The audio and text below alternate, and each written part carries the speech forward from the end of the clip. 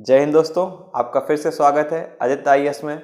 दोस्तों, UPSC civil services examination की प्रारंभिक परीक्षा में केवल 106 दिन शेष रह गए हैं।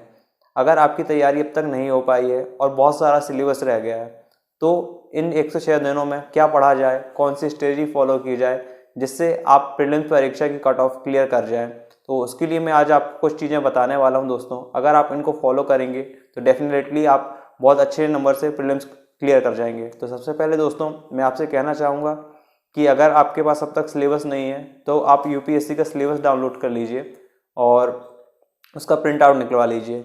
उसमें आप देखिए कि आपका कौन कौन सा सब्जेक्ट हो गया और कौन से चीज़ें बाकी है। इसके बाद दोस्तों मैं आपसे कहना चाहूँगा कि किसी भी टेस्ट सीरीज़ के चक्कर में पढ़ने से अच्छा आप सबसे पहले यूपीएससी के प्रीवियस ईयर्स के कम से कम 10 ईयर्स के क्वेश्चन पेपर सॉल्व करके देखिए। इससे आपको बेसिक आइडिया लग जाएगा कि यूपीएससी आखिर आपसे चाहती क्या है, और इसके साथ साथ आप थोड़ा सा जो गैस वर्क होता है उसकी तरफ भी आगे बढ़ पाएंगे। आपको जनरल आइडिया लगने लगेगा कि यूपीएससी में जो है एनालिसिस कैसे किया जाता है क्वेश्चंस का। और उसके साथ साथ दोस्तों मैं आपसे कहना चाहूँगा कि फुल लेंथ जो पेपर है उसको सॉल्व करने के बजाय आप कोशिश करिए कि जो सेक्शनल होते हैं, जैसे पॉलिटी में एक होगा पंचायती राज वाला या जो भी है, आप जियोग्राफी करिए या इन्वायरमेंट करिए, बस सिलेबस वाइज और जो है जो अलग अलग सब्जेक्ट उनका करिए और उसके साथ सेक्शनल करिए। तो उसके लिए दोस्तों एक बुक आती है, जो बुक मुझे 3-4 मैंने प्रीवियस ईयर की बुक ली, उसमें सबसे अच्छी मुझे लगी, वो ही मैं आपको रिकमेंड करना चाहूँगा दोस्तों। ये बुक थी, इसकी हिंदी में भी आती है, इंग्लिश में भी आती है। तो इसको आप कोशिश करिए। इसके कुछ जो आपको सब्जेक्ट है उसके चाहे तो आप छोड़ दे सकते हैं, और लेकिन बाकी आपको करनी है, वो भी मैं आपको अभी बता देता हूँ। और ये बुक हिंदी और इंग्लिश दोनों में अवेलेबल है। इसको मैंने चेक किया अमेज़ॉन पे, तो इसकी लिंक भी मैंने डिस्क्रिप्शन बॉक्स में शेयर कर दी है, आप चाहें तो वहाँ से ले सकते हैं। तो देखिए दोस्तों, अगर आप ये बुक परचेज़ करते हैं तो उसके बाद कौन सी चीज़ें आपको नहीं करनी है वो मैं आपको बता दे देता हूँ, और बाकी सारी चीज़ें आपको करनी है, ठीक है। जो इसमें फिजिक्स वाला सेक्शन है, आप ई यूनिट में आएंगे तो वो छोड़ सकते हैं। और उसके बाद जो आप जनरल नॉलेज जी सेक्शन में आएंगे तो उसमें एच जो है जी में जो स्पोर्ट्स और गेम्स वाला सेक्शन है वो आप छोड़ सकते हैं, और करंट अफेयर्स में आप तीनों ही छोड़ सकते हैं, ठीक है। और सी सेट के लिए मैं आगे बताने वाला हूँ, तो आप वीडियो में आगे बने रहिए। और इसके बाद दोस्तों मैं आपसे कहना चाहूँगा, जब आप इतना कर लेते हैं तो उसके बाद आप क्या करिए, सबसे पहले जो आपको सब्जेक्ट कंप्लीट करना है वो है पॉलिटी। तो पॉलिटी के लिए आप क्या करिए, अगर अब तक आपने एम लक्ष्मीकांत नहीं पढ़ी है तो अभी आप कोशिश करिए, हो सके तो पढ़िए, और अगर नहीं हो पाता तो मैं इसके लिए बताता हूँ अल्टरनेटिव अभी आप क्या कर सकते हैं। सबसे पहले आप क्या करिए दोस्तों कि पॉलिटी के लिए 5 से 10 सेक्शनल टेस्ट मैं आपको यहाँ प्रेफर करना चाहूँगा सारे टेस्ट, कि आप विजन आईएएस के सॉल्व करिए, क्योंकि उनका सोल्यूशन भी काफ़ी अच्छा रहता है और उन जो क्वेश्चन की क्वालिटी है वो भी काफ़ी अच्छी रहती है। तो सबसे पहले आप पॉलिटी सब्जेक्ट उठाइए और उसके कम से कम 5 से 10 सेक्शनल टेस्ट लगा डालिए। तो उससे आपको आइडिया हो जाएगा कि करंट में पॉलिटी में क्या चल रहा है, और उसके साथ साथ आपका स्टैटिक भी जो है वो अच्छा हो जाएगा। और इसके साथ साथ दोस्तों मैं आपसे कहना चाहूँगा कि यहाँ पे कुछ टॉपिक आपको ऐसा लगेगा कि आपने पढ़ रखे हैं, तो उसके लिए मैं और कुछ टॉपिक आपको ऐसे होंगे जो बिल्कुल न्यू से लगेंगे, और कुछ कॉन्सेप्ट भी ऐसे होंगे जो आपको लगेगा यार मैं पहली बार पढ़ रहा हूँ। तो उसके लिए मैं आपको कहना चाहूँगा कि आप रजिस्टर बनाइए, हो सके तो सब सब्जेक्ट का बना लीजिए, और या फिर एक ही कॉपी में अलग अलग सेक्शन पे डिवाइड कर लीजिए।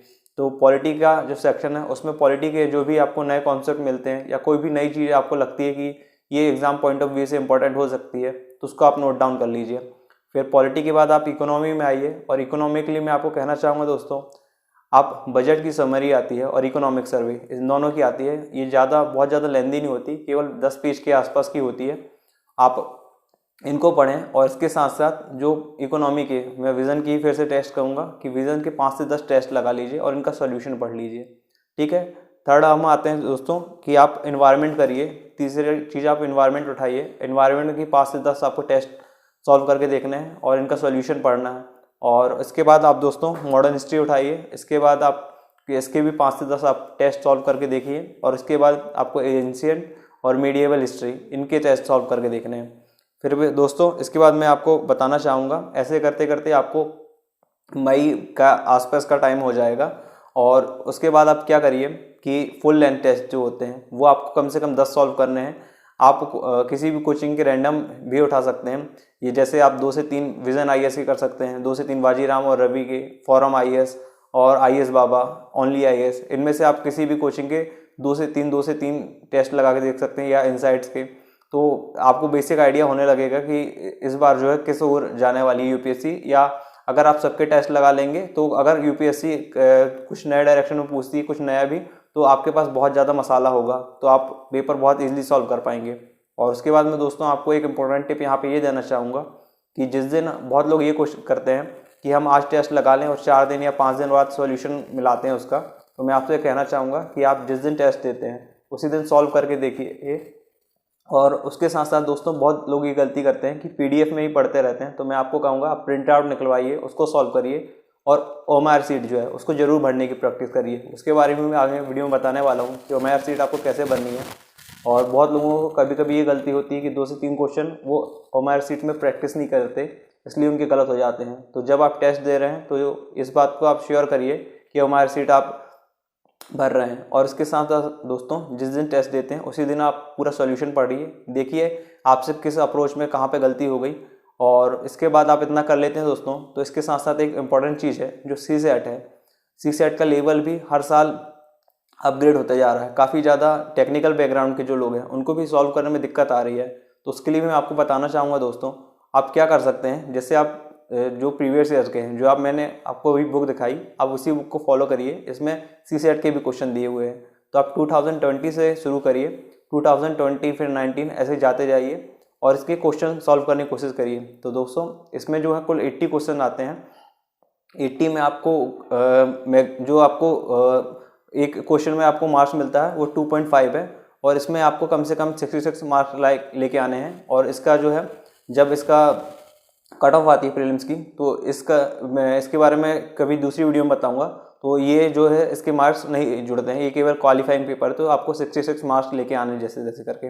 तो मैं आपको एडवाइस करना चाहूँगा आप प्रीवियस ईयर के क्वेश्चन लगा के देखिए, और अगर आपके 80 मार्क्स आ रहे हैं तो गुड है, और सारे पेपर सॉल्व करके देखिए। अगर 80 से प्लस स्कोर है तो प्रीवियस ईयर का जो भी आपने मतलब 5 साल या 7 साल कम से कम आप लगा लीजिए, तो आपको कुछ करने की ज़रूरत नहीं है। अगर नहीं आ रहे हैं तो उसके लिए मैं आपको बताऊंगा आने वाली वीडियोस में, और कौन कौन से टॉपिक हैं आप उनको कर लेंगे, तो उनसे आपका जो CSAT है बहुत जल्दी आपका कवर हो जाए। जो आपने रजिस्टर बनाया होगा, अब जो भी आपको कॉन्सेप्ट नहीं मिल रहे हैं, तो उसको मैं आपको कहना चाहूँगा वीक में एक बार या कम से कम आप उसको एक काम करिए, सोने से पहले एक बार रिवाइज कर लीजिए, तो वो पॉइंट आपके धीरे धीरे क्लियर होते जाएंगे। उसके बाद नेक्स्ट पॉइंट की ओर चलना चाहूँगा मैं दोस्तों आप एक काम करिए, जब आप टेस्ट लगाते हैं तो उसका टाइमिंग UPSC का जब एग्ज़ाम होता है उसी टाइमिंग पर रखिए, जो 9:30 से 11:30 बजे तक। तो उस टाइम पे ही आप टेस्ट दीजिए, तो आपका जो ब्रेन को है आदत पड़ जाएगी। और जब आप लास्ट मंथ में फुल लेंथ टेस्ट देना शुरू करेंगे तो उस टाइम आप एक कोशिश करिएगा कि 9:30 से 11:30 GS पेपर 1 और 2:30 से 4:30 बजे तक आपको CSAT का पेपर लगाना है। तो इसका लिए जो है ना आपका ब्रेन पूरी तरह तैयार हो जाएगा। जब आप जो फाइनल पेपर देने जाएंगे UPSC का, तो आपको लगेगा ही नहीं कि आप कुछ नया देने जा रहे हैं। तो इसके साथ मैं आपको कहना चाहूँगा, जब आप टेस्ट पेपर सॉल्व करते हैं तो जैसे एग्ज़ाम हॉल में माहौल होता है वैसे ही माहौल में देने की कोशिश कीजिए। पूरे 2 घंटे बैठ के आप टेस्ट दीजिए, ना बार बार उठिए, ना ही और फ़ोन को साइड में रख दीजिए। और इसके साथ मैं आपको कहना चाहूँगा कि जब आप टेस्ट देते हैं तो जो भी आपके घर में कूलर AC वगैरह लगा हुआ है उसको बंद कर दीजिए, क्योंकि जब आप टेस्ट देने UPSC का जाएंगे तो वहाँ पे आपको कूलर वगैरह कुछ नहीं मिलेगा, और जून के महीने में काफ़ी गर्मी पड़ती है, तो आप जो है कूलर और AC बंद करके टेस्ट दें। तो मैं इसके साथ साथ आपको बताना चाहूँगा कि आपको क्वेश्चन पेपर जो है वो कैसे अटैम्प्ट करना होता है। तो दोस्तों मैंने 4 कैटेगरीज बनाई हुई है क्वेश्चन की, तो आप उसके बेस पे करने की कोशिश कर सकते हैं। तो सबसे पहली कैटेगरी उन क्वेश्चंस की आती है जिनमें आप श्योर हैं। तो आप जब पेपर सॉल्व करना शुरू करते हैं तो उनको लाइन से सॉल्व करते जाइए जो भी आपसे हो रहे हैं, और अगर नहीं हो रहे तो भी मैं आपको थोड़ी देर में बताने वाला हूँ तो आपको क्या फॉलो करना है। तो दोस्तों और कुछ क्वेश्चन सेकंड कैटेगरी में आते हैं, उसमें ये होता है कि 50-50 होता है, या तो वो क्वेश्चन में 2 ऑप्शन आप एलिमिनेट कर चुके होते हैं, और या 2 ऑप्शन आपको ऐसे लगते हैं कि इन्हीं दोनों में से कोई होगा। तो उन क्वेश्चन के मैं आपके साथ एक बात शेयर करना चाहूँगा। उन क्वेश्चन में एक काम करिए, आप उसको वहीं पर अटैम्प्ट कर लीजिए, क्योंकि अगर आप दोबारा आएंगे और दोबारा उस क्वेश्चन को अटैम्प्ट करेंगे तो एक तो बहुत ज़्यादा टाइम जाएगा, और उसके साथ आपका जो कॉन्फिडेंस है वो काफ़ी ज़्यादा लूज़ हो जाएगा। तो आप ऐसी गलती मत कीजिए, आप फर्स्ट टाइम में ही जो क्वेश्चन 50-50 आपने कर लिए हैं उनको सॉल्व कीजिए। और थर्ड कैटेगरी में ऐसे क्वेश्चन आते हैं जिसमें आपने एक ही क्वेश्चन एलिमिनेट कर पाया है, तो उसके लिए मैं आपको कहना चाहूँगा दोस्तों एक काम करिए, अगर आपके 50 या 60 क्वेश्चन ही अटैम्प्ट हो पाए हैं तो आपको रिस्क लेना ही पड़ेगा। लेकिन अगर उससे आगे आप 70 या 75 क्वेश्चन आप अटैम्प्ट कर चुके हैं और जो आपने टेस्ट दे के कोशिश की होगी खुद को परखने की, तो उसमें अगर आपके अच्छे खासे जो है रेशियो है क्वेश्चन सही होने का काफ़ी ज़्यादा है, तो आपको कोई दिक्कत नहीं है, आप उतने में चल सकते हैं। लेकिन फिर भी कम से कम 80 क्वेश्चन तो आपको अटैम्प्ट करने ही चाहिए। और उसके बाद दोस्तों ये जो थर्ड कैटेगरी के क्वेश्चन है इसको आप लास्ट के लिए बचा सकते हैं, और इसमें आपको जो है 75% जो भी मतलब 3 को ऑप्शन आपके पास बचे तो 75% चांस है कि गलत होगा, फिर भी आपको रिस्क लेना चाहिए, आप यहाँ पर रिस्क लीजिए। और फोर्थ कैटेगरी है ऐसे क्वेश्चन की जिसके बारे में आपको कुछ भी नहीं पता, यानी कि आपने कभी इसके बारे में सुना है ना ही आप कुछ गैस कर पा रहे हैं, तो इन क्वेश्चन को मैं आपको एडवाइस करूंगा कि पूरी तरह छोड़ दीजिए, आप कुछ मत। तो इसके साथ साथ मैं आपको एग्जाम हॉल के लिए कुछ टिप्स देना चाहूँगा कि कभी कभी ऐसा होता है दोस्तों, जब आप यूपीएससी प्रीलिम्स का पेपर सॉल्व करेंगे तो शुरुआती 8 या 10 क्वेश्चन आपको ऐसा भी हो सकता है कि एक भी ना बने, तो उस टाइम कुछ लोग नर्वस हो जाते हैं और ये मान चुके होते हैं कि हमारा प्रीलिम्स में नहीं होगा। तो आप यहाँ पे 2 चीज़ फॉलो कर सकते हैं। अगर आपका मोटिवेशन लगातार बना हुआ है तो आप कंटिन्यू आगे बढ़िए और आपको थोड़ी देर बाद ऐसे क्वेश्चन मिलने लगेंगे जो आप अटेम्प्ट कर पा रहे हैं।